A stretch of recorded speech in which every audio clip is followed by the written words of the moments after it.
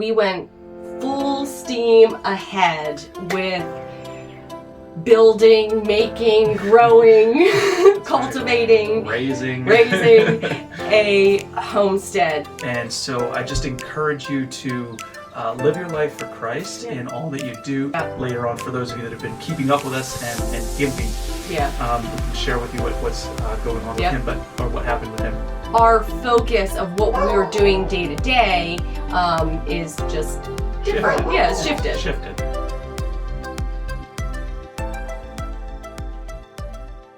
My name is Brett. This is Stephanie, my wife. We've been married for 14 years, if you're new to the channel, because we do have a lot of new subscribers. We do. Which is very cool. Thank you for subscribing. So we have 5 beautiful daughters, and it's been a hot minute since we've done a long video, hasn't it? It's been quite a while, and hopefully this video will somewhat show you and explain why we haven't made long videos. Long videos take a lot more time and energy, and we just haven't had that time. Well, it's not like we're like overly busy. We're busy doing things intentionally. So we decided, like, once the cold started to pass, we were like, let's start a homestead, like farming, homestead, living off of the land God has given us. And so that's what we did, and that's what we've been doing. Right. We kind of had a plan originally, was to put out a lot of video content in the first month, and then we kind of dialed it back because then the spring hit, and then we said, all right, it's time to start a homestead. And so we've been putting out plenty of shorts, but a long video is just something we hadn't really put on our radar until today. And we're actually doing a long video today because today is the 1-year anniversary of us moving to North Carolina. Yes. So yes, we've been in our house for almost, a few days short, but almost 1 year. And so we want to show you what we have accomplished in this 1 year. It's been incredible, and really over the past 6 months, I would say. Like, once the winter passed and we kind of got settled in, like you have that first few months of like settling the home and making your home, but then it was making our yard into what we wanted it. Now we only have 1.5 acres, but we are utilizing every inch of that 1.5 acres. And again, we've only lived in this home for about a year, and we're going to show you what we've done in 1 year to hopefully inspire you if you're in that same boat and you want to live off of your land and start growing your food and having animals and just living a more independent lifestyle. Let's start with what we're sitting in right now, which is this awesome new shed. Yes. It is 2 stories. We're about 10 feet off the ground in this shed, and we did that intentionally so that we could park the lawnmower and the girls' bicycles underneath it for extra storage out of the rain. And so it works out great, but this shed is also storage for well, a lot of different things. Yeah, why don't you take it from there? Yeah, so this is kind of like my shed and my daughter's shed. Even though everybody can come in here and use it, this is mainly the food shed. We also are making our own kombuchas now, and we're making our own ginger sodas, and I make candles. We make our own vanilla, but I've always done that. But just this is now a space that I can kind of mass produce those things. So yeah, a space to hold all of the equipment that goes into making that stuff. Also behind us, actually, part of the shed is also an area. One of our daughters loves to paint. Well, all our daughters love to paint, but one of them really loves to paint, and she has more of the bougie stuff that shouldn't get ruined or left out. Like, she has the nice paintbrushes, the nice canvases. She even has her own little like cleaning station, like her own little water station. So she appreciates having a separate space outside of her sisters and outside of the home that she can paint and do her own thing. And so we intentionally, when we were building this, we created a deck on the outside so she could sit out there, do the painting, or come in here if it's raining and do the painting and things like that. But again, this is multi-purpose. We also are going to be homeschooling 2 of our kiddos this upcoming school year. Coming up. So this will also be a cool space that if they want to do some learning outside of the home or on the deck or whatever, they can. So it's just an additional space, but yet separate from our home. Now we still have the old shed. Yeah. However, we have taken it and moved it from, it was right in the middle of our yard, and it really divided our yard into what felt like we use this part, but we don't use that part. And so we didn't like that. And so we moved it. So we moved it. Now, right. mind you, this is a 20 by 16, I think. I think it's 20 by 16. A 20 by 16 shed. This is not, or maybe it's 20 by 12. No, it's not by 12. It's got to be by 16. 20 by 16 shed. It is not a small structure. No. So we did have a company come out and move it for us. We did not move it. But they moved it right adjacent to this one. You might see the roof out the window. I don't know if you can see it out the window. But so we have the 2 sheds next to each other. If you have a structure in your yard that's blocking it or you just don't like where it is, it was not hard to move the shed. The company that came out really made it look really easy. And it wasn't super expensive either. No. So I would encourage you, go for it. Move that thing because it made a huge difference in our yard. It was like just taking a deep breath and a sigh of relief once it was out of the way. And it's like now we walk out and we can see our whole backyard, and it's wonderful. Yeah, so now that we can see the back of our yard, we have a oasis of wonderfulness it's back there. Such a great backyard now. So not that it was bad before, but it's just so much better with all the animals we have back there. And I think the first place we start with would be the garden. The garden was already there. Sort of. We had to adjust the fencing because it had been used as more of a dog kennel in the past. And so we adjusted some of the fencing, moved a couple of posts, and ended up, and the material was all already there. We just had to pull the posts up and move the fencing. And so we ended up with a really nice garden that we now have. Which we have. I say it's nice. I say nice. We have neighbors that their garden is nice. Like, oh my goodness. Now I know you're supposed to not like compare, but like I am new. We are new to gardening, and we never had a garden before. So this is all new to us, very new. So for our first year, we are proud of ourselves, but we are so thankful. Our neighbors have been awesome, really awesome, just encouraging to us and giving us information and things like that. Helping us out. Like when I'm like, oh, I have this beautiful pepper plant, they're like, yes, you do. And then I go to their house and I'm like, their plants are like 30 times better, and I'm like, their pepper. Like, how did you do this? And they'll share their information and knowledge with us. It's not a like, oh, I want what you have, or vice versa. It's just a beautiful relationship that we have with our neighbors. So anyway, our garden is for its first year. It looks great for its first year. I would say it's terrific. Next year, we're going to definitely do things differently, but we're getting there. Like we know we're learning. We're learning, and we definitely are. We're growing tomatoes and peppers, and name a hot pepper, and we're growing it. He loves spicy things, so name a hot species of pepper, we're growing it. We tried cucumbers. That didn't work. Oh, I put them along the fence where the pigs were, and so the pigs ate the cucumber. Through the fence. So I just put them in the wrong spot. Let's see. We will be growing carrots. We just planted those. But yarrow, dill, lots of herbs and things like that. Herbs, and lettuce. Those turned out pretty well. I think one thing we learned was if you're going to plant an herb garden, our garden's pretty far back in the yard. We would recommend you put your herb garden closer to the house. Yes. So that is one thing we learned. Like all of our herbs, because while I'm cooking, I want to real quick have the herbs. Right. And I like cutting them fresh, washing them off, and then using them. And I realized walking down to the garden each and every time I was cooking, it was a little bit inconvenient. So we learned, we've already transferred some, but now we just have our herbs in big pots up by our house up by our Yeah. deck. Mm-hmm. So when I'm cooking, I just have to go right outside the door, cut them off, and boom shakalaka done. Yeah. But yeah, that's our garden. Now let's move on to our animals.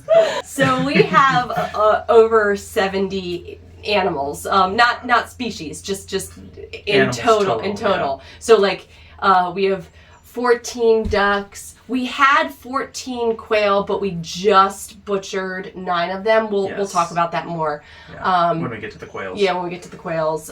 We have 5 pigs, 4 guinea hens, Keats. They're still Keats. They're not guinea hens yet. Keats are the baby name for guinea hen. Yeah. We had 10. We'll talk about that story too. Mm-hmm. Let's see. We have 25 chicks, 3 bunnies, Mm-hmm. 2 dogs. 2 dogs. But the dogs aren't part of the farm.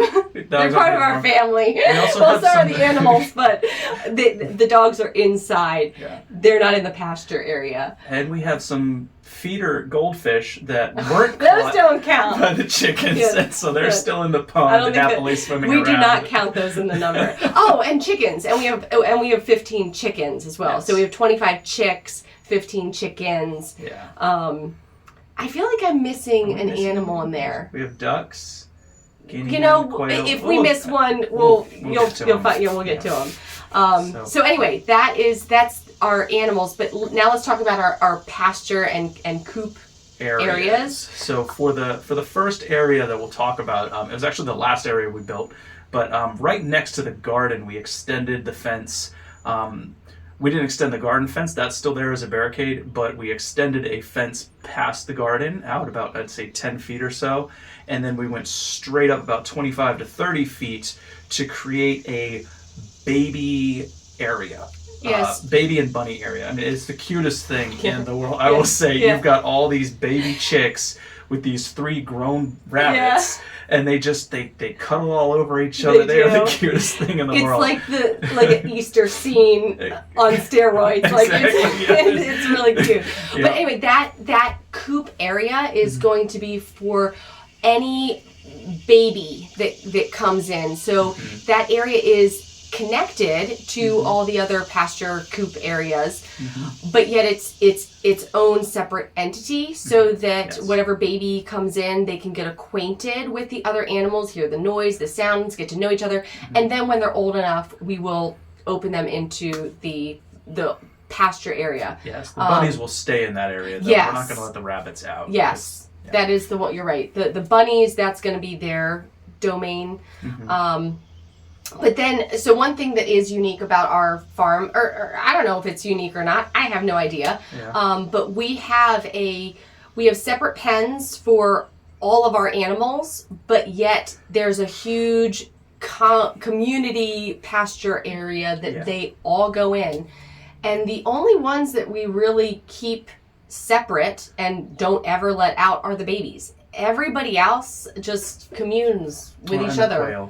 Quail stay in too. So that's true. You're right. The quail have their own separate space as well. That's due to needs, not necessarily due to we don't want temperament. Them, temperament or anything. They just the quail need a smaller area to feel comfortable and not frightened. So we keep them in that area to keep them feeling safe and happy. Yeah. So let's move on to our pig pen area and our pigs. Yes. So the pig pen, again, separate area. We don't close in our pigs anymore. Yeah. They never. We don't close them in. They're out They morning, roam around, noon, night. We feel like they kind of keep the larger or the smaller predators away from the birds. Yeah. And so we let them roam around at night, and they definitely are curious. We love the pigs. They are curious little animals. But for the pig pen, what we did was we extended back out of the garden, and we made I would say about a 40-foot by 40-foot structure. It might even be big. It's probably bigger than that. It's bigger than that. But then we divided it in half so that we had 2 sections of it for when we would eventually get baby piglets, is what we're hoping for. When we breed. So, and let's dive right into that. So we have 5 pigs. Yes. They are all males. Mm-hmm. 4 are castrated. Yes. Brett and our incredible neighbor castrated them. Mm-hmm. And one of them is intact, so that we hope to breed said. Yes, the nicest one we had. We Yeah. decided to keep intact. Yeah. So Well, they're all nice. But they're all nice, but this one at the time was the friendliest of the group, and Yeah. so we kept him intact. And now they're all friendly, and we're like, okay, so all right. I know, really, our pigs. So our pigs. Let's digress. So Brett comes to me one day, and again, we're in this like mindset of we're gonna start a homestead. Yeah, we'll get some ducks and some chickens. It's gonna be awesome. Yeah, I'm thinking ducks, chickens, maybe a cow. Well, he's like, let's get pigs. And I'm like, pigs? I don't know anything about pigs. I know nothing about pigs. And he's like, let's do it. And I'm like, all right. So we get one pig, and I'm going to make a long story as short as I can, okay? Wait, can I tell the story? Okay, tell the story. But try So let's I'll try to keep it short. I'll keep it short. Okay. So we get the pig, and the pen's not quite set up yet. And my daughter and I decide we're going to move the pig into the shade out of the car because it's really hot, and we didn't want the pig to be uncomfortable. So I say, hey, let's just carry the cage over, and we'll put it with us in the shade where we're working on the pen. And my daughter says, oh, can I carry him? And so I say, sure. Mind you, We've had him for maybe an hour. Yeah, maybe an hour. Haven't imprinted on this pig at all. No, nothing. And my daughter, so I take the pig out and I hand him to her. Now pigs, they're strong. Like even as a piglet, and they're fast as piglets too. And so, so as we're carrying it over, I hear the pig start screaming because he doesn't like to be held at this point. He's afraid of us. And I turn around to caution my daughter not to drop him, and it's too late. She has dropped the pig, and he books it into the forest faster than lightning. Just gone, like the flash, gone. So I'm in the house at this point because I'm like getting ready to come out to put the pig in the pen, and I just see Brett and our daughter just running across our yard, like running and then running and running, kind of like a cartoon show, like boo, boo, boo, boo. Like, what's going on? I'm like, I come out of the house, I'm like, what happened? And it's like, the pig's gone. Yeah. So he's gone, and I reach out to my friend that we bought the pig from, and I said, hey, can we get another pig from you? And his reply was, oh, you want two, huh? And I said, yeah, no, we just want one. And he laughed about it with me. He sold us another one. Long story short, it actually turned out to be a blessing, because when we got the other pig and put it in the pen, it was very depressed, very sad, and we learned that pigs are social creatures. Within an hour of putting the new pig in the pen, the other pig came out of the forest, and we were able to corral it into the pen, and the two of them were so happy together after that. We realized, okay, so our learning lesson that we'd like to share with you is if you're going to get a pig, get two. Yeah. Got to get two. And also castrate them. If you're going to use them for meat, castrate them as soon as possible. So we made that mistake. So we didn't realize when we had first gotten our pigs that they needed to be castrated. That was, a greenhorn mistake. We didn't know. But thankfully, again, our incredible neighbors came to the rescue. They've been hog farmers for eons. And came over and helped Brett castrate those pigs in 2.5 seconds. Oh, it was amazing. It was amazing. But anyway, it was a few weeks. Like, it was a few weeks before our neighbor came over and was just like, you need to castrate those pigs. Yeah, and we were like, huh? And just so you know, if you don't, there's a hormone that is released. I can't think of it right now. It has to do with testosterone release, but there's a hormone that's released, and it creates something called boar taint. Okay. And so you have to castrate them so that there's no testosterone produced, or less testosterone produced, so that this hormone doesn't make the meat taste kind of odd. Okay. So anyway, we learned that. Our awesome neighbor, like we said, came over, helped us castrate the pigs, except one. So, except our first pig that's in the story that ran away, Piggly Wiggly. So his name is Piggly Wiggly. Yes. Our intact male. Piggly Wiggly, we will hopefully breed, and then Bandit, who is our other big pig, he will be butchered sooner than later. He's getting there. Getting big. And then we have our three little trio, and our kids made them this, not us. So no judgment. Don't send hate mail or whatever. It's BLT, Bob, Larry, and Tom. So if your name is Bob, Larry, or Tom, okay. I'm so sorry. It's just BLT, bacon, lettuce, tomato, Bob, Larry, Tom. Like, they're our trio. Kids named them. So anyway, BLT. One of them we are planning to butcher early because he has a little hernia. And so we are going to do a pig roast for 4th of July. That's our plan, because he has that hernia. And pigs, again, we always reference our neighbor because he's better than Google, people. Yes, he is. So he has the experience of years and years. So we always reference him and not Google. And our main concern for butchering him early is we don't want him to be suffering. No. You know, our pigs, we like to love on them as much as we can. We pet them, we scratch. They're almost like pets to us right now. And so they come to us when we call them. We're like, "Here, piggy, piggy, piggy, piggy, piggy," and they come running to us. We scratch them. They get a very wonderful friendly. life before, and so we want them to stay happy. And when one is suffering, we definitely do not want that to stay that way. And so. So that's why we're talking about doing butchering this one early. Yep. So that's our pigs. That's the pigs. That's so we move on. Well, Piggly Wiggly, Bandit, BLT. Those are our 5 awesome pigs. That's right. Let's move on to the Keats. So we had. To start with, Keat is the name for a baby guinea hen. Yes. So if you're looking at getting guinea hens, highly recommend them. Yes. They are the most awesome creatures. In fact, we have a really cool story to go with that later on for those of you that have been keeping up with us and Gimpy. Yeah. We can share with you what's going on with him, or what happened with him. But so the Keats are baby guinea hen, and we started with 10. And we built this really great structure. It's inexpensive, came from Amazon. Highly recommend them. And we fortified it as we thought we had fortified it perfectly. Like nothing's getting into this. Yeah. Well, we came out to a Keat massacre. Yeah. The Keats were all gone, and there was a hole about this big that an animal had pushed the chicken wire to the side, and we had no idea they could even do that. Yeah.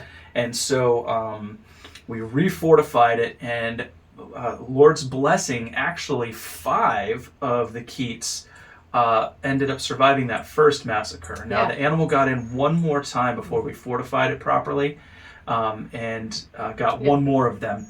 But we ended up catching, we did catch an animal, but I don't think it was the one that was eating them. We caught a screech owl in our animal trap. It was a humane trap. It wasn't. We caught a screech owl. We released him, but so we saw also a vole that was hanging around. So we don't know if a vole got in, not a mole, a vole. Yeah.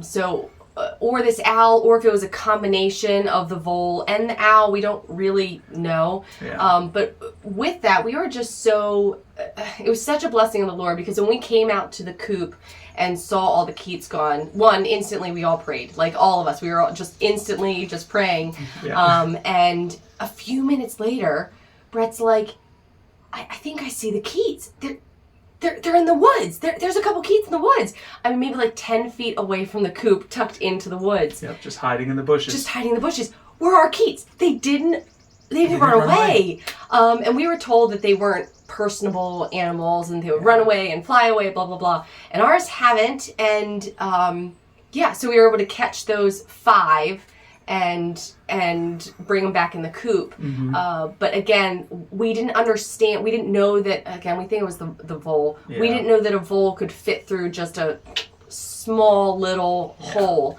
And it was something that wasn't strong enough or able to. This might be too graphic, but I mean, our channel has butchering and things like on it. But it wasn't able to pull the Keats through the fence, so it kind of like pulled them through the fence. It was very gross. It was very hard. Yeah, it was hard to see. Anyway, like, now our coop is vole proof. There's the Alcatraz of coops. I know. There's no hole bigger than that on that Keat coop. So anyway, our 4 Keats have been amazing, and they're an amazing alert system. And like Brett said, if you have watched some of our shorts, you might have seen videos about our incredible duck, Gimpy. Yes. And he has, Gimpy was a duck that couldn't walk.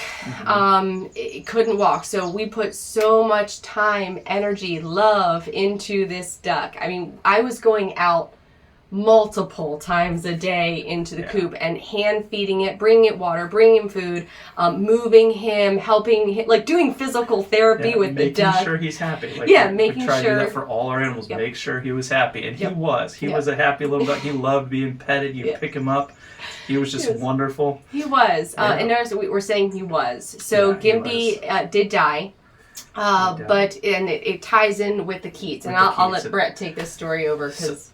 I just this is why I love the Keats. They're awesome birds. So we were out here. Actually, it was our anniversary, and we were hanging out in the shed here for our anniversary. And the Keats did their alarm call, which they have the alarm call, and you can tell the difference between their normal chirping and an alarm call. It's very, very distinct. Yeah, something's different in the coop. Something's different. So it's just different. It doesn't necessarily mean there's danger. It just means, hey, something's going on that's not normal.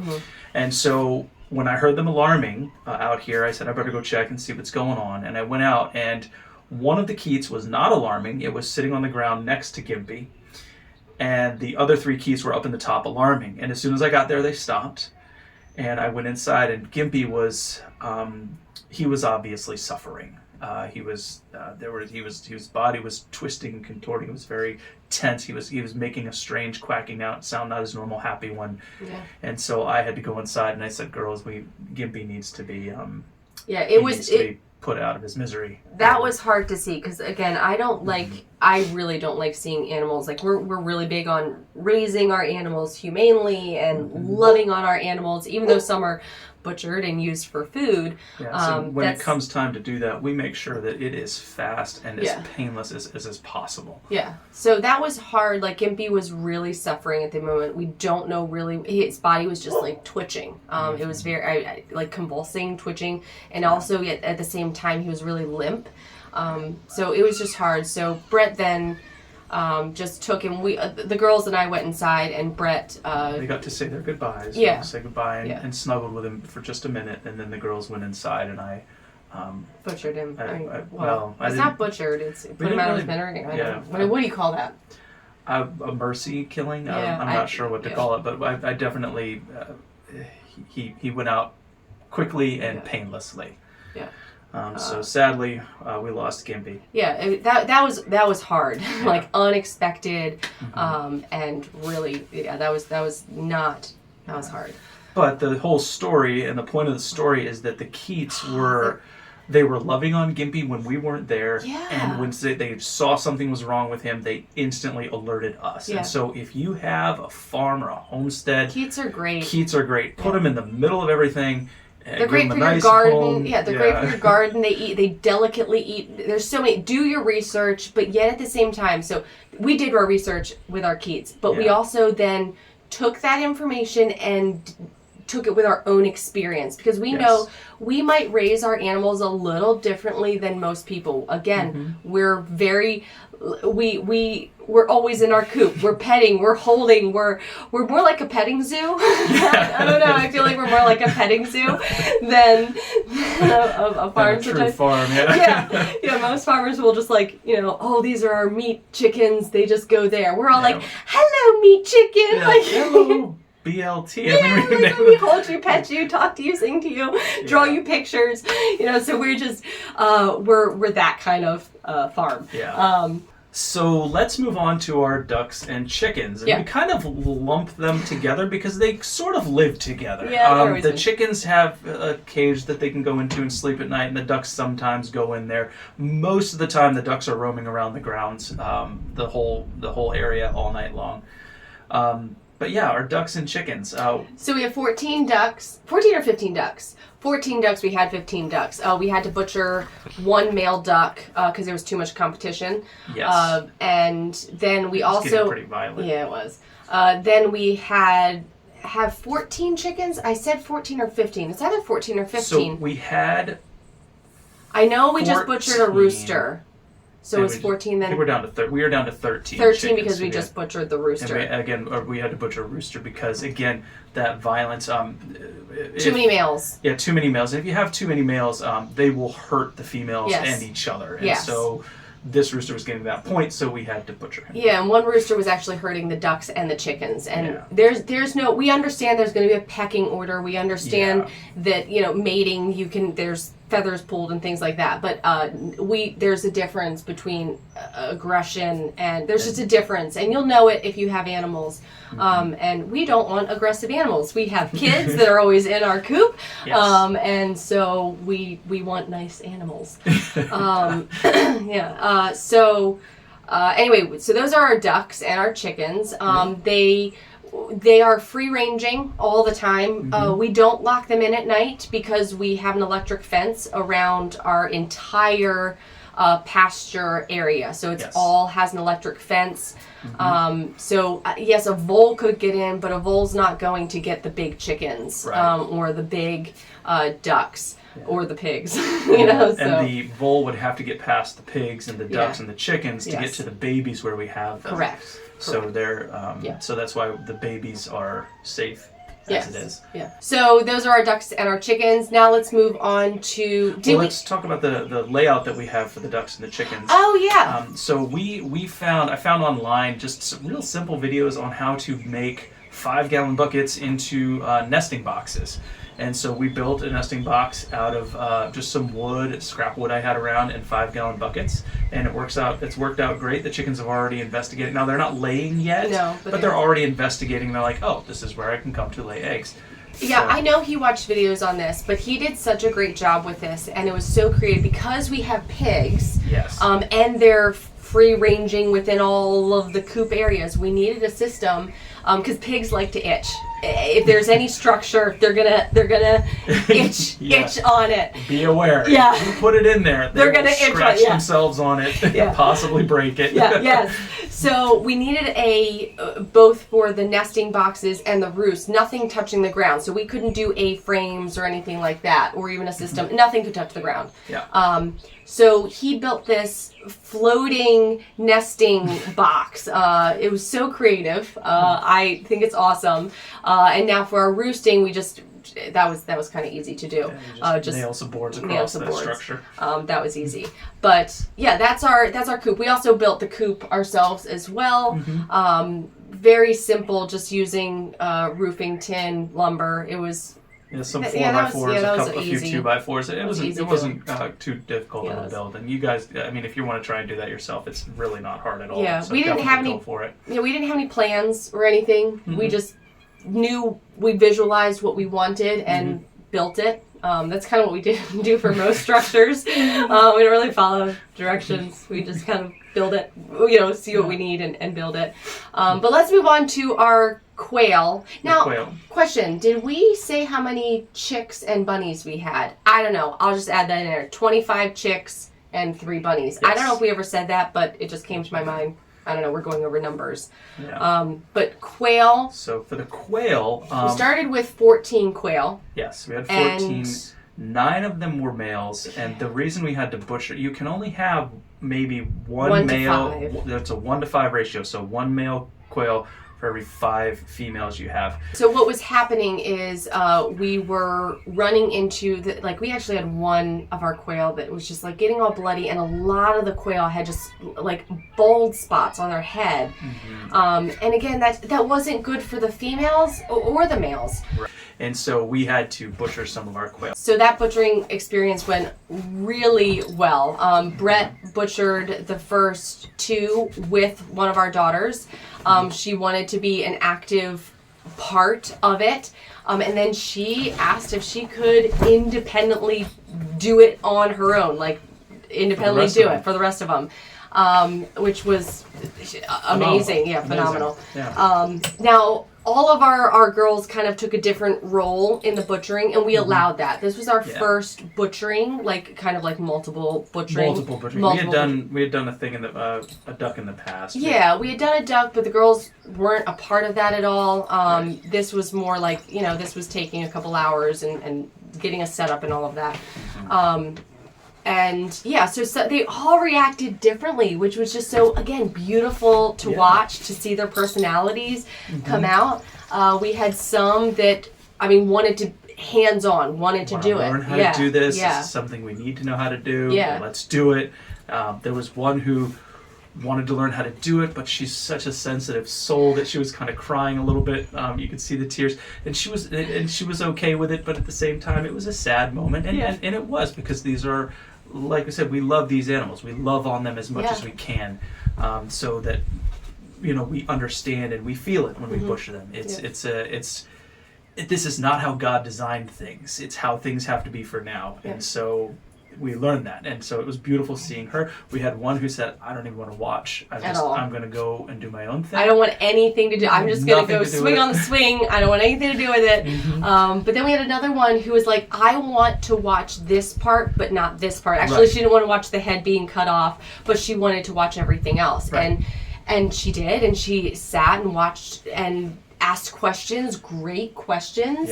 And so she was learning throughout that process, and if anything at any point got like, "Oh, that's getting a little too gross," she had she looked away. It was like, "Nope, this is too much for me. I'm going to look away." Which, again, to see all of those personalities happening, it was as parents, it was beautiful to watch that all happening. Yes. So anyway, that is our quail. Oh, we also they're laying. We get, some of them are laying. We get between 1 and 4 eggs a day. And we are saving those eggs right now because we want to incubate. Incubate them. Yes. So we have an incubator, and we have about, 20 now that we are preparing to incubate. Yeah. So we actually don't know if they are fertilized yet, because yes, the males were all mating, but at the same time, you don't know if a fertilized egg, it takes 4 days to know that. So we don't know that yet. We don't know how many are going to actually hatch, but we'll keep you posted on that. That'll be another, probably not a long video. It's probably going to be a short, because like we said, these long videos, they take a lot of time, energy, effort, editing, blah, blah, blah, blah, blah. So these are going to probably be more far and few between. The shorts are going to kind of somewhat fill in the gaps, but it is what it is. This is our lives. These, we don't always have time to get out the camera and edit and film. And for me, when the weather is warm, we are outside. I do not want to be sitting inside at a computer. No. No, thank you. No, thank you. No, thank you. I want to be outside doing something, hanging out with the animals, hanging out with the kids, building something with the kids, swimming in the pool. So anyway, that was a little bit of a rabbit trail. Rabbit trail! We should talk about the rabbits, but we already did. What is our last... I know there's more animals. No, I think that's it. Is that it? We got the ducks, the quail. Okay. Ducks, quail, guinea geese, hens. rabbits. So let's talk about our future goals. So our goal... A goal is eventually our next step is we're going to try to get a hold of what's called a dorper sheep. We are in a hotter environment, so we do not want to get a sheep that's going to produce a lot of wool that we have to shear off of it. But dorper sheep shed naturally. And so we want to try and get a hold of one of them. Yeah, actually, in particular, one of our daughters, that is what she would like to raise. So dorper sheep, and then I would like a male Jersey cow. I don't want a cow for meat. I'm sorry. I do want a cow for meat. I don't want a cow for milk. Cow for meat, not milk. Yeah, I want it for meat, not milk. That's just, I'm not ready to have that in our routine of milking morning, evening right now. Right now. Maybe in the future, but it's just not right now. So anyway, the future plan is to get a male cow. And so to do that, we have to construct a fence in our front yard. Yes. Because we don't want to take up any more of the backyard than we already have, and so we're going to try and put a nice fence up in the front yard. I have a vision of what I would love is that the fence would come right up to the house, so that the cow can come to the window and we can scratch his head while we're watching TV, which I think would be kind of cool. That would be cool. I don't know how we're going to work that, but he's very creative. And I'm creative. We're creative together. Yes, so I'm we sure, make a good team. you know, that you'll have videos of a cow in the background. Whatever. Eventually, we'll be doing one of these longer videos sitting in our living room, and a cow's going to poke his head in the window and moo at us. Yeah. So anyway, that's our future over the next year. So like we said, we've been in the house for about a year. Well, our plan for the next year is to do better on our garden.